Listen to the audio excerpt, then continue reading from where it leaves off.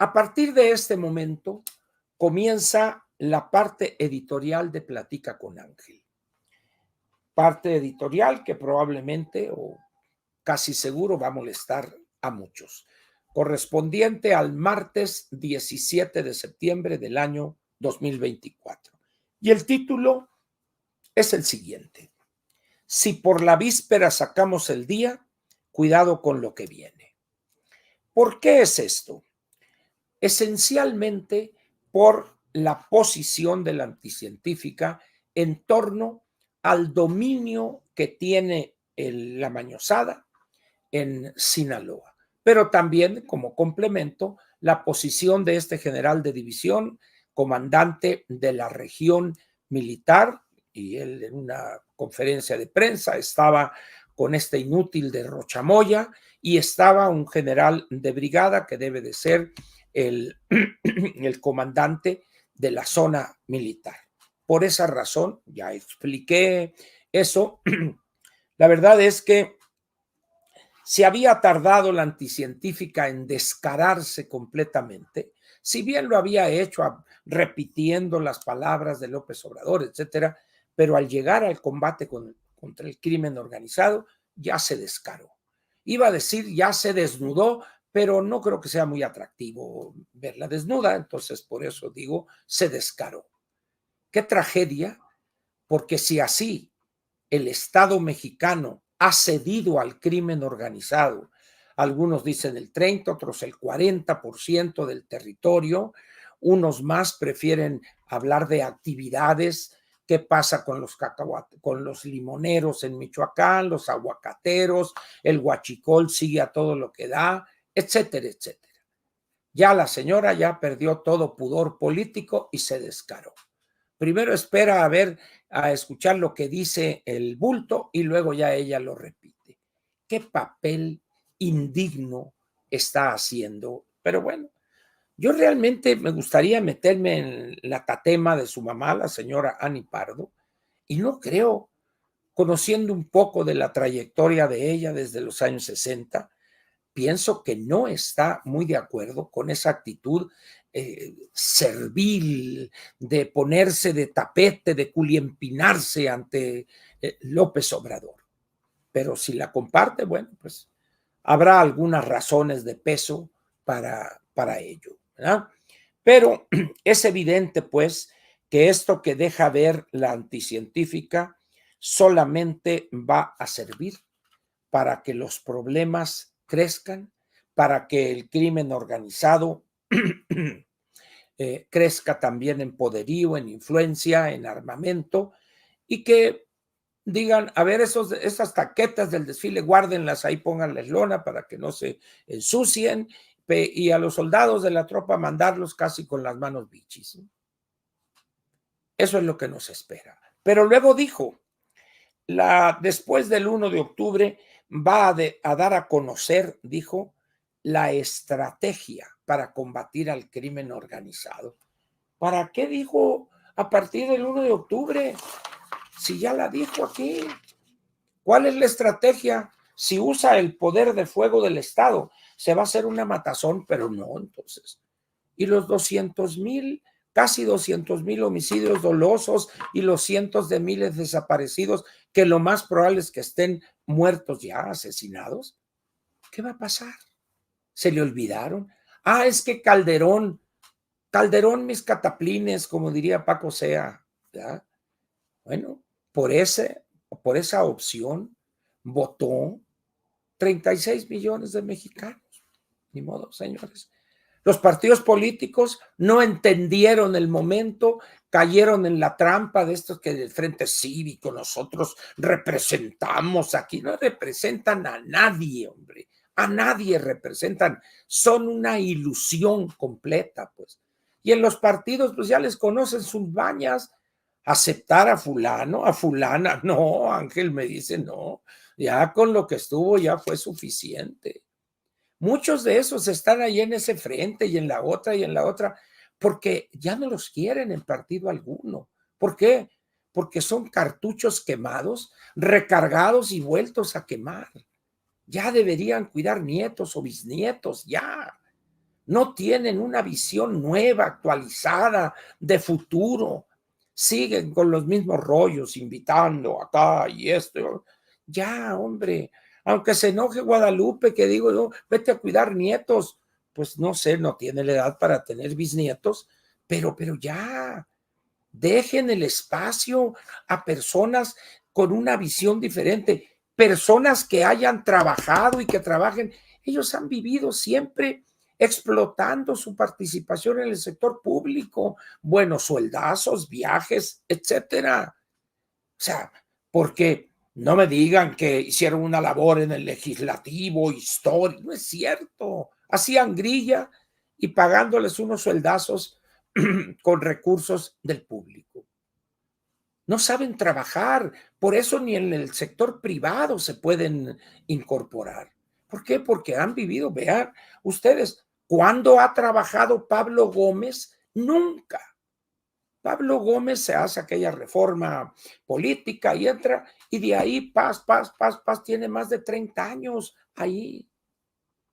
Y en la UIF, no sé si la Claudia lo vaya a dejar, ha dicho yo me formé con Raúl Álvarez, lo cual no es cierto, pero si hubo una persona con la que tuvo diferencias Raúl en vida, es con Pablo, por su cinismo, por su falta de honradez intelectual. Cuando estaban allá en Lecumberri, en la crujía, en la M, ahí varias veces estuvo a punto Raúl de acabarlo, iba a decir la palabra que utilizaban allá, pero a trancazos a Pablo. Gilberto Guevara lo separaba, ¿verdad? Porque había un pleito ahí cuando expulsaron a Raúl de la Juventud Comunista. Pablo fue uno de esos artífices. Entonces, y véanlo ustedes, ahí está como un estalinista al servicio de este cavernario también de López Obrador, pues. Entonces, acá del frente y esto, como suelo decir, tiene más capacidad de convocatoria un atropellado en Reforma e Insurgentes que ellos. ¿Dónde está el frente? La marea rosa, ¿dónde está? O la marea de cualquier color. Pues no, hombre. Vayan a los tianguis y ahí van a ver una bola de prendas rosas que ya se deshicieron de aquellos que participaron en la marcha. En fin, pues, así es esto. Pues, muy bien.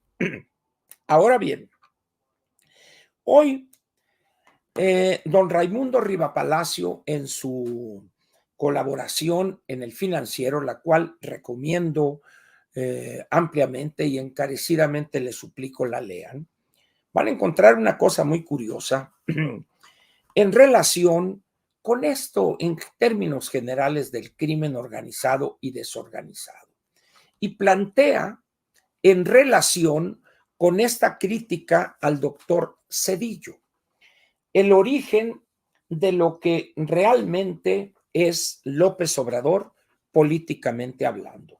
No les voy a decir el recuento, no tiene sentido, prefiero que busquen, es abierto al interesado, entren ustedes al Financiero, busquen opinión y ahí van a encontrar la colaboración de Raimundo Riva Palacio. Muy interesante.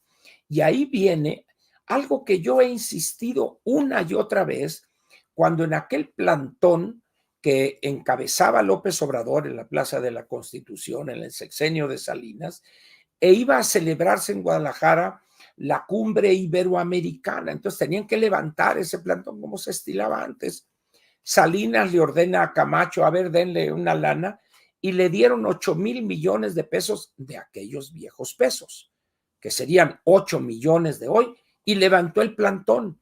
Y con ese dinero compró esa finca de Palenque y algunas propiedades cuya escritura tiró o elaboró en la notaría de Adán Augusto, el que está hoy de coordinador de los senadores.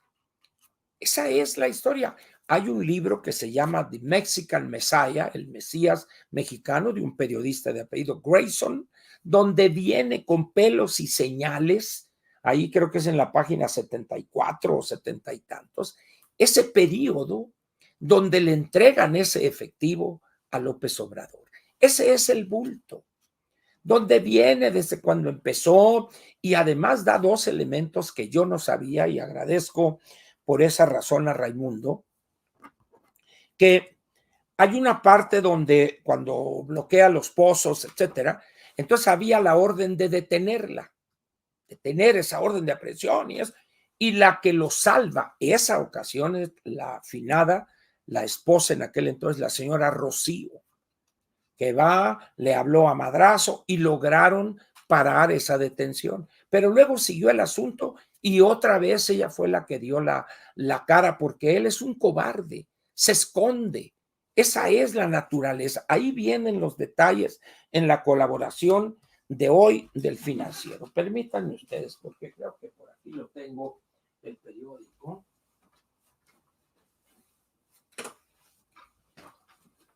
Para que luego no diga, no, no es cierto, no la leyó y que no, carajos no. Van a ver ustedes.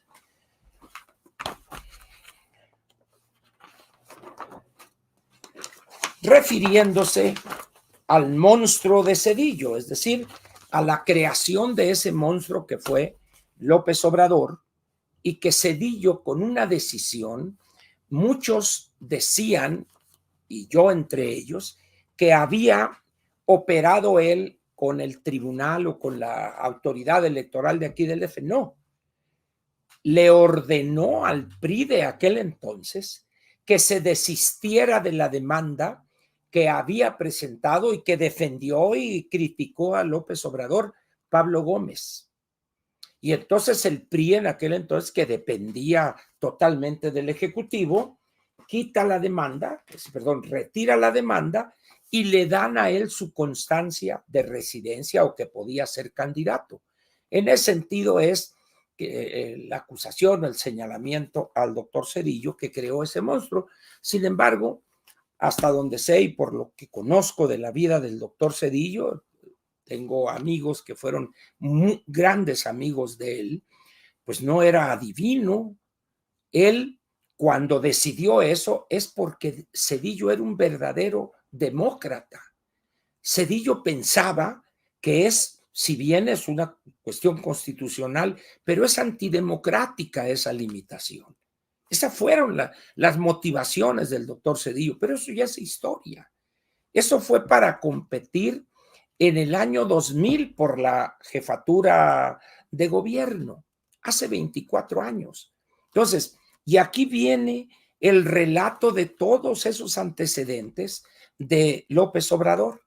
Y viene lo de los 8 millones de pesos, 8,000 millones de aquellos años, que yo me he cansado de repetirlo. He mostrado la carátula del libro que se llama El Mesías Mexicano, del señor Grayson, es el apellido del. Lo estuve buscando hoy en el día y entre todo este librero no lo pude encontrar, pero lo voy a encontrar y luego se las voy a mostrar. Por eso valdría la pena que lean eso. Ahora, eso nos permite entrar a las palabras del doctor Zedillo. El doctor Zedillo, y eso lo dijo en la conferencia con Ciro Gómez Leiva. Alguien me preguntaba qué pienso de esa conferencia. La verdad, me sorprendió la actitud o la conducta de Ciro ante el presidente Zedillo.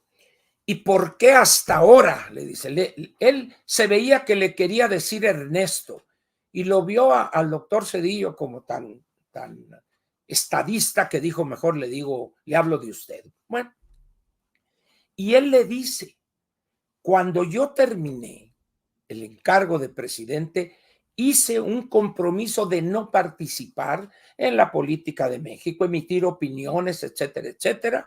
Me fui a estudiar esto y esto, lo que ha hecho.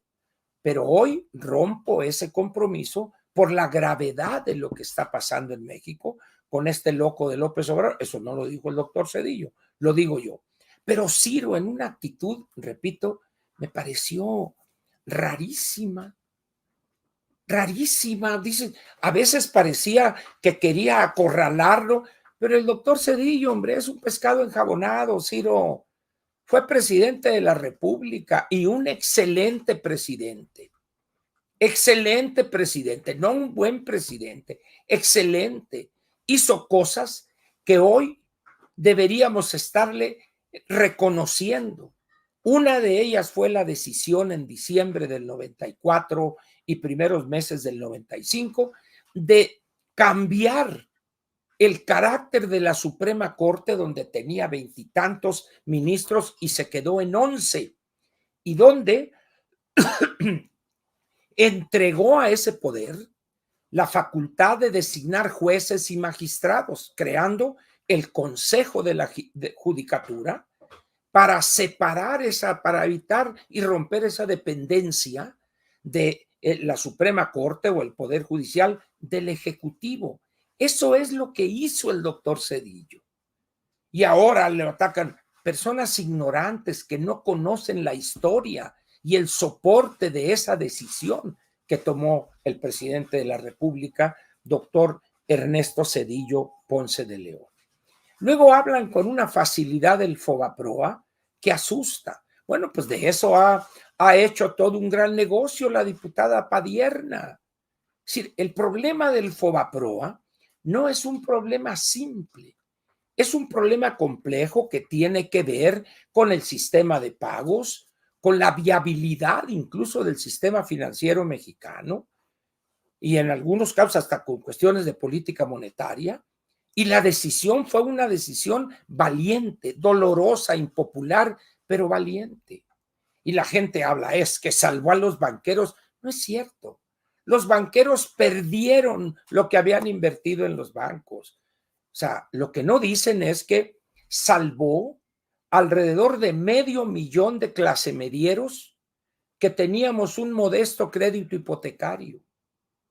Entonces, la gente no conoce la historia y habla, se forma en el coro ahí para criticar por envidia, porque además, ¿cómo se atreve el presidente Zedillo a trabajar o a participar en el consejo de esta empresa, de esta otra, de esta otra?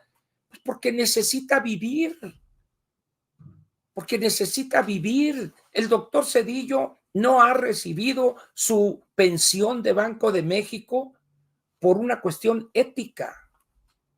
Y se le lanzan ahí con las fauces aquí, salivándolos. Una bola de ignorantes de lo que hizo el doctor Zedillo. Profundizó, además, no solo profundizó, sino que le tocó ya la autonomía del Banco de México y la aceptó de buen grado. La nueva Suprema Corte le dio palo en algunas de sus cosas, de sus reformas. Es decir, eso es lo que hizo el presidente Zedillo en su sexenio. Que no era priista, es cierto. ¿Y eso qué tiene de malo? ¿Qué a chaleco todo el mundo en este país tiene que ser priista? No, la única obligación de un buen mexicano es ser guadalupano, pero no tiene por qué ser priista. Era más bien, en vez de ser antipriista, era apolítico, apartidista. Eso sí era el doctor Zedillo. Y luego le echan la culpa de que la Bastida perdió por Zedillo. Señores, el candidato Francisco Labastida Ochoa perdió porque fue un pésimo candidato. ¿En cabeza de quién cabe un candidato del partido histórico diciendo, me llamó la Bastida, esto? A ver, ¿cómo está eso? Ese fue la Bastida. Por eso perdió, no por el doctor Zedillo. Y los priistas de aquellos años lo acusaban, y algunos todavía lo acusan, de que él debió haberse esperado a ver qué enjuague hacían ahí la sopa del dominó para darle el triunfo a la Bastida. Eso era impensable en que el doctor Zedillo lo hiciera. Y se enojan por eso. Agradecidos deberíamos estar que tuvimos un presidente congruente, valiente, conocedor de la economía y que no le tembló el pulso para tomar decisiones impopulares y dolorosas. Y vean ustedes, para no irnos con los siguientes, con Fox, Calderón y Peña, pero vean lo que ha hecho esto. Una bola de cobardes que tienen miedo poner al día la reglamentación en torno a los aeropuertos y centrales de autobuses, porque se se asustan, se zurran, perdonen lo escatológico del verbo, ante una mafia de taxistas. Ah, pero eso sí, Monreal, el crimen no es más fuerte que el Estado mexicano. Demuéstralo, a ver si es cierto ahí en esa reglamentación menor en los aeropuertos y centrales de autobuses. Es decir, esa es la realidad. Por eso, en el caso de las palabras del doctor Zedillo, a mí me da risa cuando, y esa es una impresión que me dio Ciro en una parte de la entrevista, que quieren matar al mensajero en vez de concentrarse en lo que está diciendo hoy que tiene que ver con el futuro del país. Esta gente está, no Ciro abiertamente, pero en algunos pedazos ahí de la entrevista me dio esa impresión. El pasado, Zedillo dejó la presidencia en el año 2000, carajo, Ciro, hace 24 años. ¿Por qué hasta ahora, Ernesto? Pues porque hasta ahora se lincharon los cataplines para salir, punto. ¿Y qué contestas a eso, Ciro? ¿Qué contestas si te hubiera dicho eso? Porque hasta ahora se me antojó salir, punto. Y ya. Pero joder, y que esto, y que hizo que el Fobaproa, que esto, que el otro, que señores, no maten al mensajero, entiendan el mensaje. Ustedes se comportan como aquel paciente que va con el médico porque sentieron una serie de síntomas, etcétera, le hacen el análisis y esto, y placas y la madre, y ya llega el día donde le dice el doctor, pues siento comunicarle a usted que tiene SIDA, saca la pistola y lo mata. ¿Qué tiene que ver el doctor? Así están ustedes. El peligro ahorita no es Zedillo. Zedillo vino a decir lo que no se ha atrevido a decir, con todo respeto y admiración, Carlos Salinas. Lo que no ha dicho de manera articulada, lo ha dicho en su estilo desparpajadón el presidente Fox. Lo ha dicho claramente en conferencias en el mundo, porque es un conferenciante exitoso, el maestro Felipe Calderón, pero con la claridad, con la articulación del doctor Zedillo, nadie lo ha planteado así. ¿Por qué? Porque Zedillo es un académico, es un hombre que ha dedicado 20 y tantos años a la investigación, al estudio. Entonces dice uno, ¿deberían esos políticos cobardes salir a decir lo mismo y atreverse a hacer lo que no hizo el doctor Zedillo? No, perdón, atreverse a hacer lo que hizo el doctor Zedillo. Y ellos, por cobardía, no lo han hecho. Sí, han criticado, vamos a darle chance a Marco Cortés, de manera más clara a Lito en el PRI. ¿Ya? Pero dice uno, señores, matar al mensajero, ese es uno de los grandes problemas que tenemos como sociedad, la envidia. Es que es exitoso, se mueve por el mundo, el doctor Zedillo en conferencias, en seminarios, ha ganado dinero, claro que ha ganado dinero. ¿Y dónde dice que es delito ganar dinero? ¿Acaso ha dejado de pagar un peso por sus impuestos, por ejemplo? No, bueno, entonces, ¿qué delito ha cometido? No más falta que digan es que es del Politécnico. Eso es lo único que falta que digan.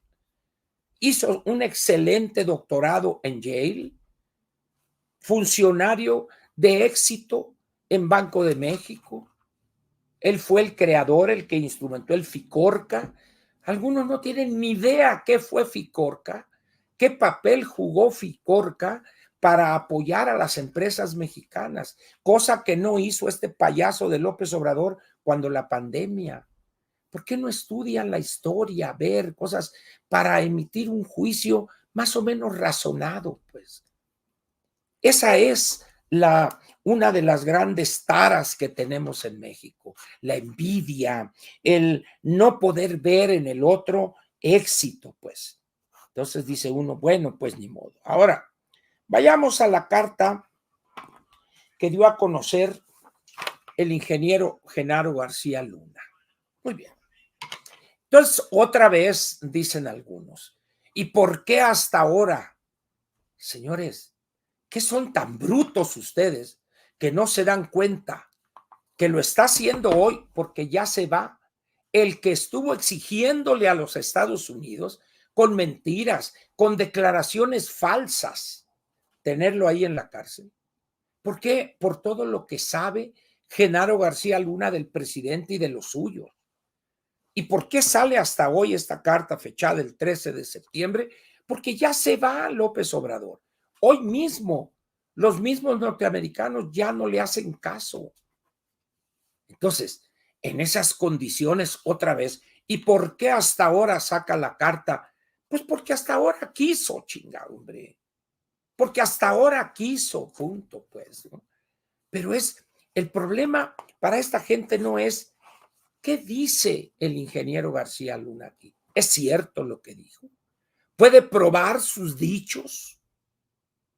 ¿Se han metido a cómo fue llevado ese juicio que cuando el ingeniero dijo y el presidente y los familiares, la jueza dijo, momento, eso no tiene nada que ver? ¿Por qué? Porque había un acuerdo con el gobierno norteamericano para no meterlo, pero ahorita las condiciones han cambiado. Allegados, cercanos a los hijos, lo que ha salido en rumores, en esto que el otro. ¿Por qué? Porque ya es inocultable la relación entre los personajes del narcotráfico con los cercanos a López Obrador. Ahora, ¿por qué no leen la carta?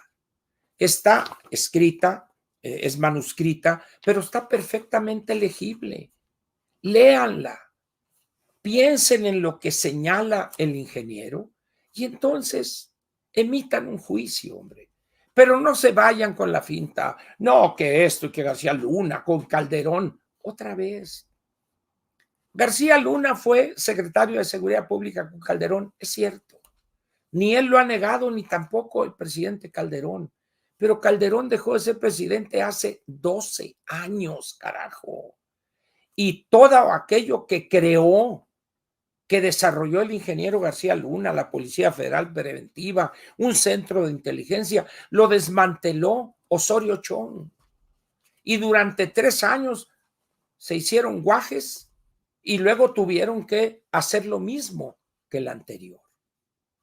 ¿Por qué el presidente jamás, por ejemplo, ha señalado una sola palabra crítica en torno a Miguel Ángel Osorio Chong?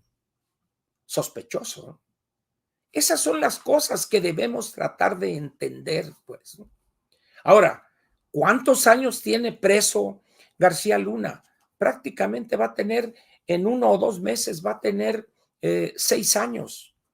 No le han probado en lo más mínimo, nada, nada.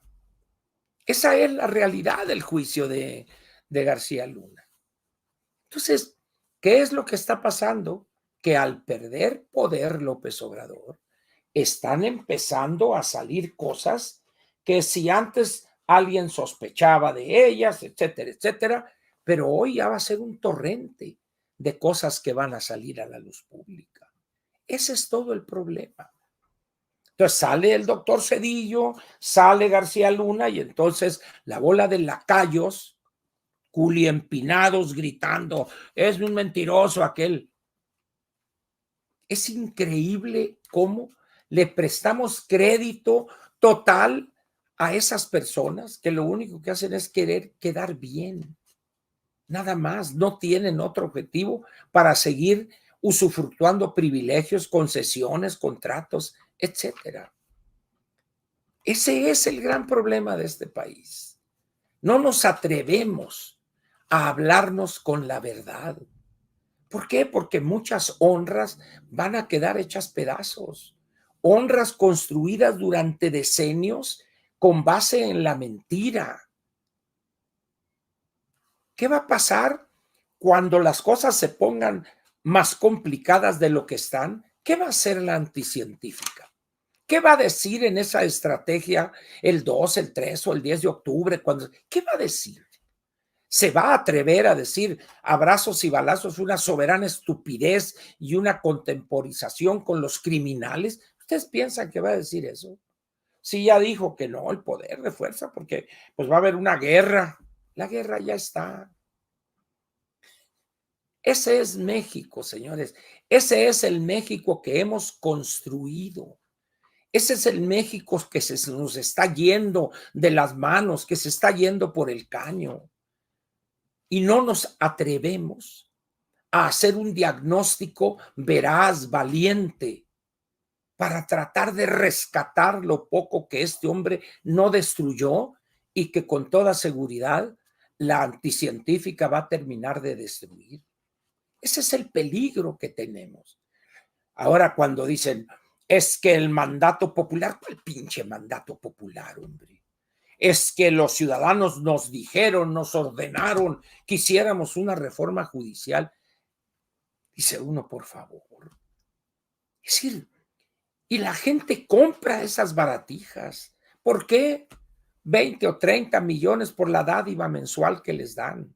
Otros por oportunistas, por sinvergüenzas, porque tienen ciertos privilegios y colocan a sus hijos en altas posiciones. Lorenzo Meyer, una señora que no me acuerdo cómo se llama, un apellido así medio alemán también, ya están, que creo que se peleó, ni me acuerdo el nombre, que se peleó con el dueño de TV Azteca, y se dijeron cosas, etcétera. Pues eso salen a defender. Señores, ¿qué no se dan cuenta cuál es la realidad del país? Pretenden no darse cuenta de eso. ¿O acaso esta caterva de cómicos de tercera convertidos en analistas políticas de quinta, que han retacado el canal 11, el canal 14, el 22, dice uno, ¿de eso se trata entonces? O sea, este país así, con esa conducta, no tiene remedio. No tiene remedio. Y ante eso, solamente tenemos dos partidos que podrían hacer algo, el PRI y el PAN. Dante Delgado y su negocito de Movimiento Ciudadano es como el lomo de la liebre, se hace para aquí, para allá, para el otro. A propósito, ¿dónde está el famoso Salo y sus palomitas que hablaba maravillas de Movimiento Ciudadano y que este partido moderno? ¿Dónde está, Salomón? ¿Por qué no sales y te atreves a decir me equivoqué con este sinvergüenza? ¿Por qué? Porque ahí andan ocultos y cuando llegue el momento van a querer volver a buscar hueso. Órale, mi Salo, deja las palomitas y di la verdad, me equivoqué. Reconozco que esta es una cueva de sinvergüenzas que siguen a otro sinvergüenza mayor que es Dante Delgado. ¿Por qué no sales a decirlo? Ya se te olvidó cuando te torcieron en una barda ahí, donde estabas ahí viendo cómo ponían con el PRI a la esquina. Pues aunque te duela, mi Salo, el único partido y su fracción en el Senado que se mantuvo firme, lo mismo en diputados, en contra de ese bodrio de la reforma judicial, aunque te duela, mi Salo, fue el PRI. Aunque les duela a muchos lo que quieran, que hablaban pestes de Alito, ahí está Alito y su conducta. En público de la gente, diría el corrido. Esa es la realidad del país, hombre. No tratemos de esquivar esa realidad. Ahí está. Y esa realidad es la que nos debe impulsar a participar, a decir las cosas. ¿Cómo es posible que en un país como el nuestro, donde el crimen organizado está matando decenas de miles de mexicanos y salga esta inútil, esta mentirosa lacaya a decir, no, pues es que si vamos con el poder de fuego, va a ser una guerra? La guerra ya está, señora, por favor. Porque tiene pánico, no miedo, contradecir la bola de ocurrencias, las babosadas que hizo el bulto López Obrador. Ahora, para terminar con este enojoso asunto, ¿qué va a pasar a partir del 1 de octubre? Cuando ya las decisiones las tenga que tomar ella en términos de pesos y centavos. ¿Qué va a pasar cuando tenga el exquisito el de manerado ay, pues aquí está el paquete económico que la presidenta ha elaborado para la solidez económica del país y aquí tenemos esto? ¿Qué va a decir? ¿Qué le queda? ¿Dejará el déficit primario en el 6% del PIB? Porque ¿quién cree ahorita que va a bajarlo el 3, el suavecito este? Entrega el paquete económico y ya sale, se aprueba el presupuesto y vámonos, junto con Llorio, vámonos los dos. Inflar burros por la cola a otra parte. Esa es la realidad del país. Si la señora ya se ve flaca, con una cara acá que anda así, espérense en 6 meses. Espérense en 6 meses. Le van a tener que más pintura en la greña por las canas que le van a salir. El presidente Cedillo, todo es canas y no se las pinta, no se avergüenza. Ahí anda. Señores, no hay más cera que la que arde. Y luego tenemos ahí este par de inútiles. Está Genaro Viñamil, ahora convertido en jurisconsulto, hablando de algo que ignora.